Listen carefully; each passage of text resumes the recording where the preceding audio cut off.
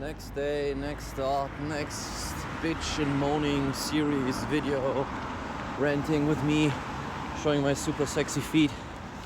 The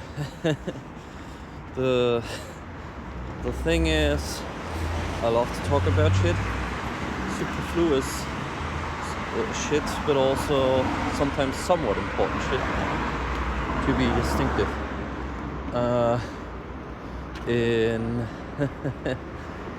In quite a funny sort of turns out event, let's put it like that. I did, like I told you in the video before, I did like, this was 2 days ago on the afternoon, you know. I did this whole shtick with blah blah blah, ranting, venting, explaining, raging, being sleep deprived, got it. Then I deleted the video, did another take, which took only 20 minutes.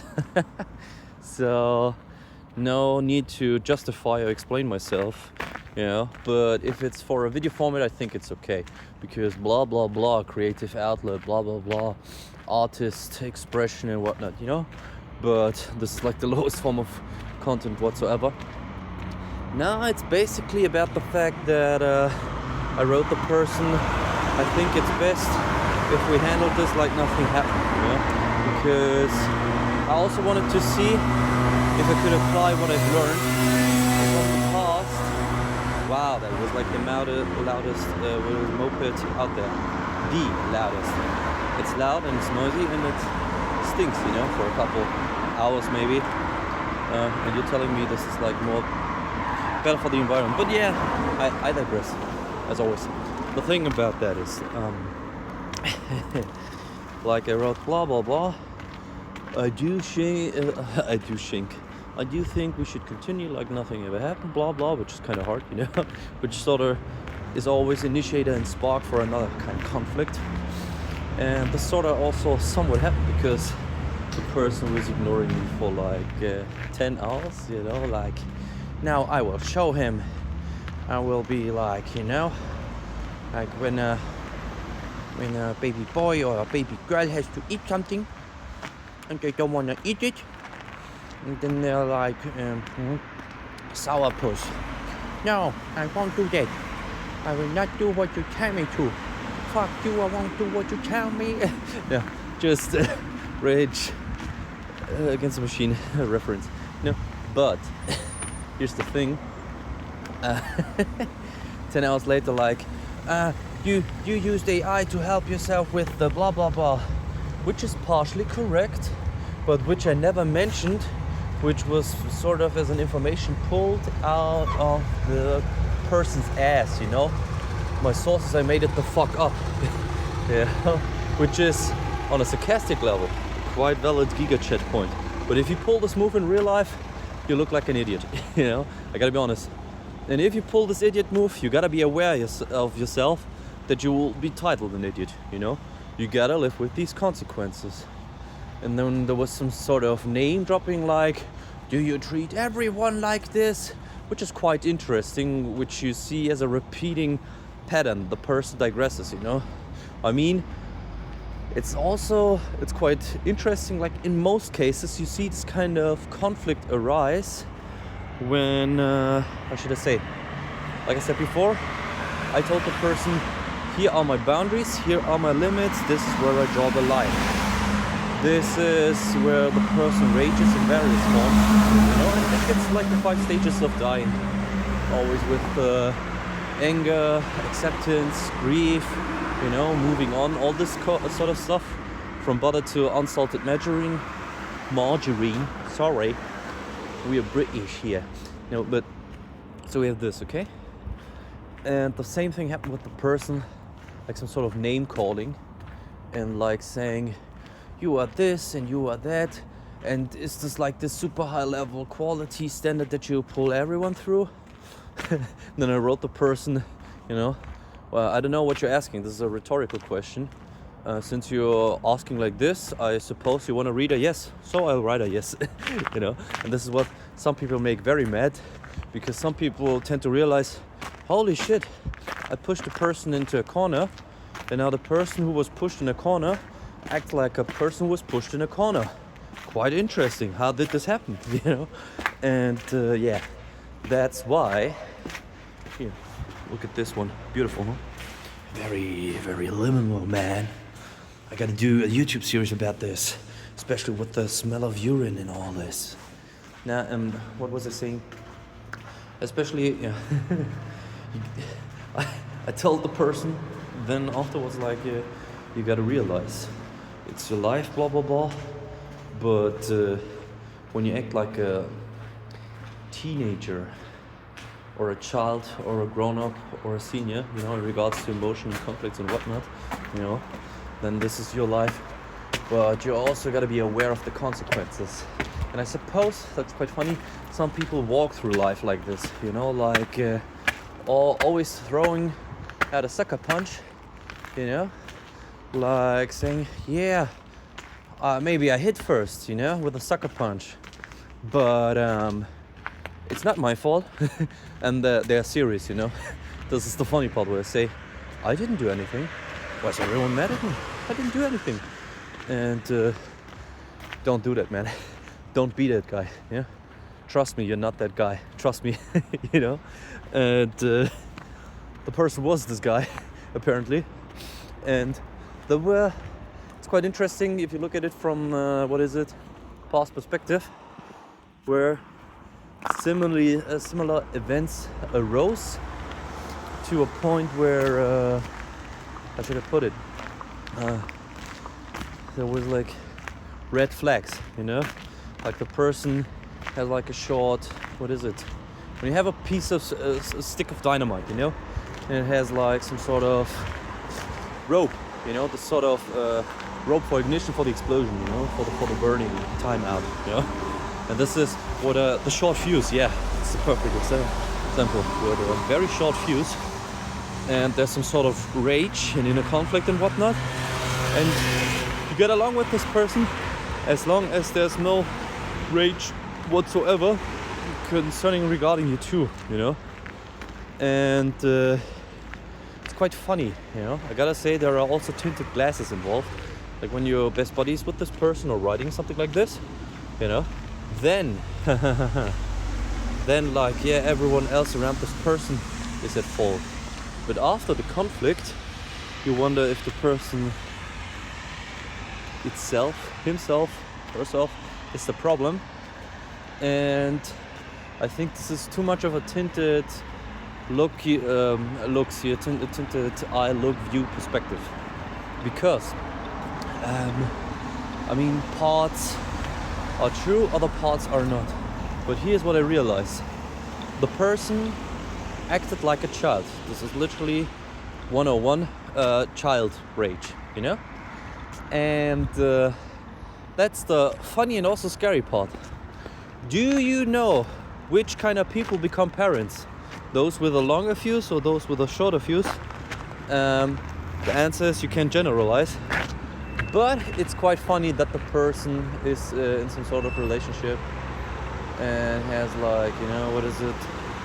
The child. And it's quite funny because what the child doesn't realize, this is why some people make the argument, you know, you can just go out, fuck somebody, and now congratulations, you're a happy mother or father, you know, not realizing what kind of consequences await you. And also, like, you know, there were also indicators and factors, like a lot of people, you tell them, are you fully aware of the, let's say, dangers and energy and time and money that will ensue when you pursue this dream of a child? And with every year, you know, there are people out there who are going like 30, 40, 50, 60 and still act like they're 15, you know? Like, there's like, what is it? Fuck around and find out. Yeah? And you can do this, sure, man. Do whatever you want.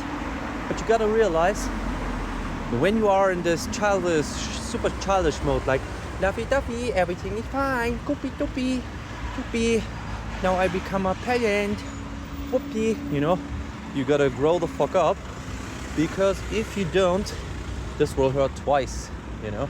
And I suppose this is what will happen in some form sooner or later, and you gotta accept this, you know. I was in the wrong here, or it's just you against the world. And believe me, it's like I mean, I sort of pulled the same move, you know, me against the world, blah blah blah, you know, because I'm so introverted, you know. Let's make a TikTok and YouTube channel out of it, how introverted I am, and how special, and like I have autism and ADHD because I self-diagnosed, or because some people told me this, you know. I saw this funny post where somebody said, the moment you have like 1% of interest in anything, you're officially declared as autistic, or, you know, somebody with ADD or ADHD, which is like exactly what you should tell everyone, because real normies, you know, like they doom scroll and they watch TV and they go to work and sleep, and that is it. Yeah. But I always digress. I love, you know what I love about this format? I have like some people who interrupt me on a regular basis, like super fucking much, you know? And I'm also like a faucet, blah, blah, blah. But I get the idea when I need to shut the fuck up. This is a video, you know? You make pause, or you close it, or you write a meaningful, you know? A mean comment, a hateful comment, like a death threat or something, you know? And we all move on, you know? This format, the format in general, is quite forgiving. I mean, some sources are depleted by it, you know, the smartphone recording, the writing on the storage, the uploading process, the AI looking for any reason whatsoever to flag this video for, I don't know, intellectual property theft, or some sort of death threat, or I don't know, anything, you know, terrorism, blah, blah, blah, Child Safety Act, money laundering, fraud, you know. The AI, as smart as it may seem, especially on YouTube and Google's terms, is like trained to be 99.99% wrong all the time, accusing you of every kind of bullshit, and 0.1% you may get through with all of it. And in those cases, how graceful, how thank you to our lords and saviors, Google, you know. This kind of case, you are allowed to do and say and think what they want you, you know. And this is quite funny, you know. Old man yells at cloud or something, using Google and YouTube on a regular basis, uploading to YouTube, and also downloading and watching on YouTube with a Google Pixel 9, you know, not the first, not the second, you know. I had like 9 generations time to say, okay, fuck off. But the funny thing is just the bang for buck hardware aspect, and the software aspect that I can put on there somewhat what I want, you know. But regardless of that, this is all just in the digression theme. You kind of may have realized by now I jump from topic to topic to topic, but that's just free-form flow talking, you know. This is like freestyle jazz, man, because I'm so complex. Now there's no driver's license for people to have children, and what happens when children have children? They realize that they were children, hopefully, in a process. I mean, Jesus Christ, I never thought about that.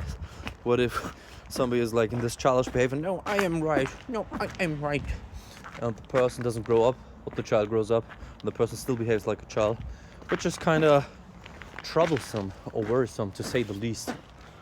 But yeah, this is what I'm seeing, like a lot of, this is one-on-one behavior, you know, not looking to resolve the issue at hand, you know, like, this is what I saw, this is what I read, this is how I felt, Merlin.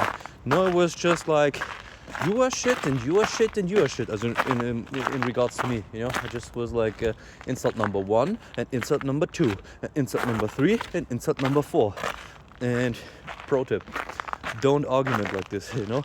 If you want to convince the other side, you know, if the other side has like 2 brain cells, I hope I do have those 2 brain cells, then you should argument why and how and what made you feel this way. If your main goal is, you know, to attack and make the opposition grow in hate or despising you, then insulting is the right way, you know. The person did the insulting part, and probably, ironically, sarcastically, schizophrenically, speaking is like wondering, I insulted the person. Why is the person now more mad at me? And this is, yeah. The funny thing is, I only got that hunch because I knew somebody who was like always interrupting me, you know, on a constant basis. Like, not just me, but everyone.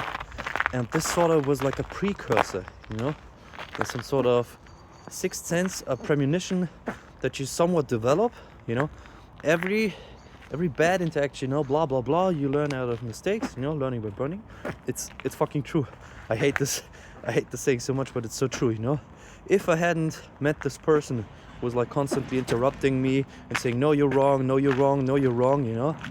Without this person, I would have not known my boundaries, where I draw the line, where I'd say, you know, this is not cool, man. Either you change or I change, or we split. You know, time out, ban zone, you know. And the same thing happens here, but in a very mild form, you know. The person is just in a childish rage, acting upon those childish angers, but you know. And there are two ways for me as a parent that I don't am, and I don't want to be, you know, because yeah, the economy is fucked. And you know how you grow up the best child? You don't have a child. Don't tell this to any parents. They won't like this idea or concept. You know? But you gotta risk, you know, high risk, high reward. For what? So your children can like visit you and feed you or something and put you in a nursing home or something. In the best case, you know, just ripping you off in the very best case. The worst case, they ignore you and hate you for all the love that you gave. But this is a different topic, you know. Maybe it was a little bit too cynical view, you know. I do understand that, but yeah, it's all about this childlike rage, which I've come to experience. And then I was talking like with some sort of AI, doxing maximum information as always, you know. But here's the funny thing: the person said I use AI, which I didn't mention, which was partially true, but against the AI, you know, even though AI advised me not to like stir up anything else, you know. I wrote the person what I felt and what was right and what was wrong. The other person got like more mad, you know. And the result is, which is quite correct, that I have this tendency to like engage further into the subject or topic, and this is quite this is like the super you know, Super Saiyan over 9000 skill.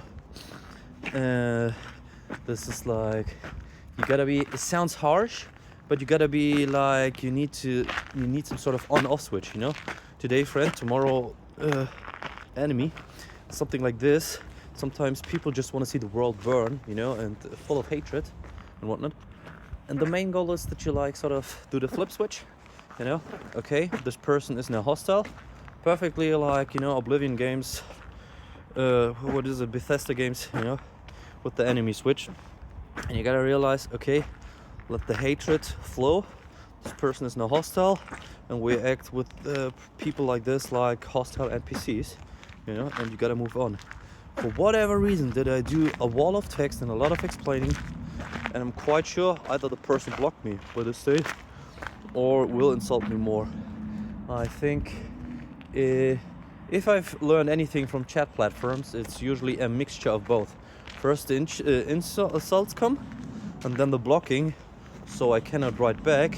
Therefore, you know, it's the ultimate no you card, and you know, saying like, yeah, but because I blocked you, you can't write back, therefore I am right, you know. And in your childlike synapses that formed like 20-30 years ago, this seemed like a right move. But the synapses and the conflict resolution part in your brain should have evolved by now. And clearly, apparently this is not happening. It sounds like the major insult, but it's factual and it's true, you know. And you cannot negate this kind of fact. And this reminds me of another buddy which I have, which is quite interesting on a different sort of level, which is he wrote something funny. Like, I'm getting along with him just fine, you know. The thing is just he sees personal attacks and conflicts and everything, you know. Luckily not in me, But he also told me like, Merlin, you're now online. How come? This is so very strange and weird. I thought because, you know, my shift ended or something. Told him, man, nothing ever happens for any logical reason. You know, put that thought aside that the world revolves around you. The sooner you do this, the better. Because the moment you start doing this shit, this is like some sort of paranoid mindset, you know, like, I mean, parts of it are true. The world is forming by what you're doing, you know, but it's not like because I bought a piece of bread in 2070, some African city will have devolved cold fusion, or in America politics will be very gentle and very friendly, you know, just because you bought a piece of bread. That's a little bit far-fetched, you know. And the person was like, yeah, no, Melvin, but I saw, you know, because you went now online. I told him, here's what is a constant pattern, what I can tell you, man. Chaos. Chaos is a constant pattern. This is what you can predict, therefore not predict, you know. There are mathematicians, there are statisticians, there are people like probabilities, calculating all these probabilities. And what they come to find out is that they somewhat can partially approximate certain probabilities, but that is it, you know. You won't get wise out of this, but sure, if I find like other explanations, you go ahead and let me know. I mean, not zany explanations, you know, but in regards to this, with the other friend who was like, no man, conspiracy, everything happens because of me. I wish it were that simple, because if this happened to negative stuff, this should also happen if you're logically approaching this with positive stuff. And it's clearly not this way, you know. You need to do like small bits here and there, plant like little seeds over time, you know. Duration is like the key, and participating in the sort of thing that you do. But to finalize this project, because blah blah blah, 40 minutes of this raging and ranting of my side also makes me look like a pity little bitch who has sent in his or her or them vagina, you know. And Fortune said it like many years beautifully ago, like cope and seethe, you know, just cope and seethe. And yeah, this is for the aggressor, so to say, but also for me, you know. Cope and seethe is like a general Buddhist concept if you look at it from far enough with blurry glasses while you're high and have big vapor up in your eyes. Yeah, on a side note, which was the main goal I had in mind. On a side note, my main thing I wanted to discuss was I got myself Fairphone 4, and I tried to flash LineageOS on there, and holy shit, man. This is, yeah, what they don't tell you, like blah blah blah, super easy to flash. Fuck off, man. First of all, I did some system hardening on my Windows 11 via Chris Titus' DTBO tool, you know, and some O shut up, like maximum, like castration of the operating system, not calling home, therefore guaranteeing maximum paranoid hardening, but also causing issues with Discord, Teams, Steam, every other major app you could imagine, Android device boot, ADB, you know, Fastboot, Flash, getting devices, not reconsidered, recognized, but also like I had to do all this funny stuff. And then I sort of was forced, because of my system hardening action, to be fair, not Windows, partially. I tried to reinstall the drivers, but no possible way out there. No UPnP, Universal Plug and Play, was possible. I managed to do it via CacheOS, you know, which was quite easy to install just via Bash. But the thing there is, I had to download the DTBO image. I also wanted to read about what that means, DTBO. But also, first you need to tap like 7 times on the build mode to unlock like the developer mode. And the developer mode, you have to like OTG ROM flashing or something, allow OTG third-party custom ROMs or something, OTG custom ROM things, you know. and those need a pin. First of all, you're forced, I don't know if you're forced or not forced, but either you need to set up a safety pin or not, I'm not sure about that. And also I should like get a little bit back in story. Like, I ordered the Fairphone 4, it came with Android 12, I had to update to 13 I suppose, with some safety updates.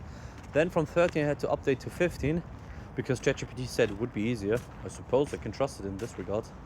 And from 15, yeah, I did the tap 7 times on the build number, then OTG custom ROMs, you know, with pin and the serial number. You need to go to the Fairphone page, you know, type in your IMEI, and this IMEI, in addition with the serial number of the device, which you can get out like with asterisk, hashtag 06, hashtag asterisk, something like this.